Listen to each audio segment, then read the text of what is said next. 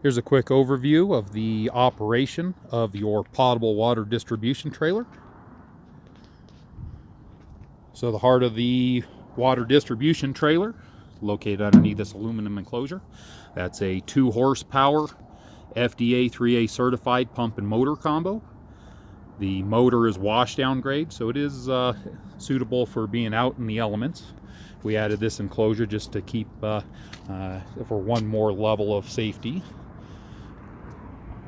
That pump gets its supply from this front bulkhead fitting, runs into the pump, pressurizes out of the top of the pump, goes through this butterfly valve here, 90 degrees is the off position.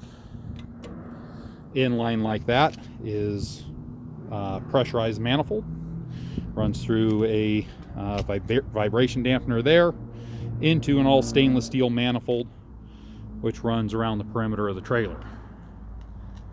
That pump is operated by this automatic pump control and a low water level switch located in the tank. Power is fed to the trailer from this 220 30 amp receptacle in front of the trailer. Make sure any extension cords you run to this have 4 wires. That way they're running a neutral and a ground. Power is fed from there to this 220 30 amp breaker, GFI protected. Off of one leg of that, power comes over here to the 110 breaker, 110 15 amp breaker inside of there. So the 220 breaker is supplying all the GFI protection throughout the trailer, and is also supplying power over here for the 110 circuitry. 220 operates the pump.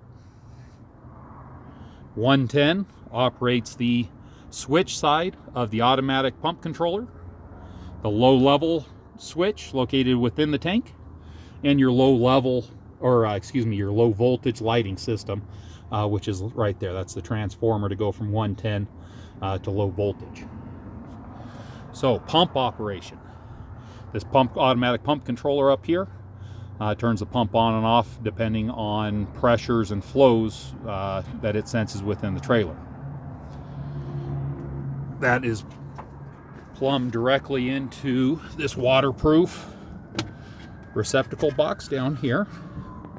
So located inside of this box, you've got 2 plug banks. The left-hand plug bank, these pair of receptacles on the left-hand side, these are hot all the time. The plug that's plugged into it currently is the low voltage lighting plug. If your low voltage lighting is malfunctioning for some reason, obviously you can just unplug it. Also, you could use one of these receptacles to plug in different lights or anything that would keep it within the 15 amp rating of that circuit. So you can use these for power all the time, anytime the trailer's plugged in. 2 receptacles on the right hand side. Upper one's got a block off plate in it, but both of these receptacles are wired directly into the automatic pump switch. So anytime the automatic pump switch is in the off position, these 2 receptacles on the right hand side are dead. Anytime the pump is in the on position, where it's telling the pump to turn on and create more pressure, the 2 receptacles on the right hand side would be live and have 110 to them. You can see here we have a interrupting type plug, this black plug in the middle. Essentially that shuts down the power coming from this receptacle out here to this gray wire. That would interrupt it anytime the float switch located inside of the tank sees that there is not enough water in the tank for safe operation of the pump. You can bypass that if it seems to be malfunctioning simply by removing this gray plug from the back black plug and plugging directly into the receptacle on the right hand side. By doing that, you're eliminating the float switch and you're running only off of the automatic pump controller. This pump, it's very important not to run it dry because there could be catastrophic damages done to it if it's ever run without water. You can also run the pump full time by taking the gray plug and plugging it in over here to the left hand side. That's eliminating the flow switch, the automatic pump controller, and the water level switch from the circuit.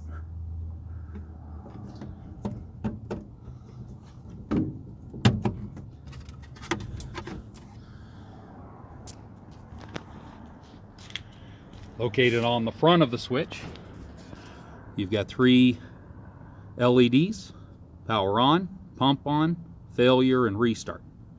Power on just tells you that there's power supplied to the unit. Pump on, telling you that this unit is telling the pump to turn on and create pressure. And the bottom light is obviously telling you that you have failure. There is a manual that comes with this that we're supplying with the trailer. Refer to it, but anytime it has the failure light, if you figure out what the problem is, you hit the restart button and it'll go right back to normal pump operation. We also gave you a surge tank, pressure surge tank, located here. That'll help to keep the pump control switch from cycling on and off too many times. It essentially just creates a volume of pressurized water. That way, every time a little bit of water leaves the trailer, the pressure doesn't drop so much that this has to cycle. It's kind of hard on pumps.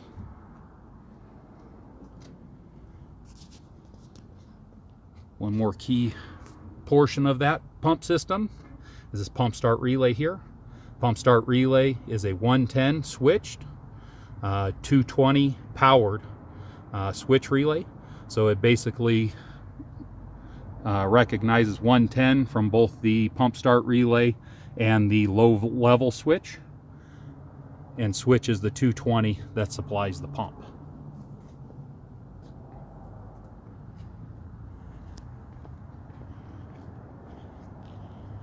Back here at the back of the trailer, we've got a 2-inch cam lock for draining the trailer and a 2-inch ball valve. Your hydrant filler, 2.5-inch fire fitting, 2-inch ball valve. Don't forget that this pipe will be full of water anytime this valve is in the off position. So if you're in freezing temperatures, make sure that we normally recommend that all the ball valves are set to like a 45 degree. Open them all the way, set them to 45 degrees. That way the water will definitely run out of them and from around them.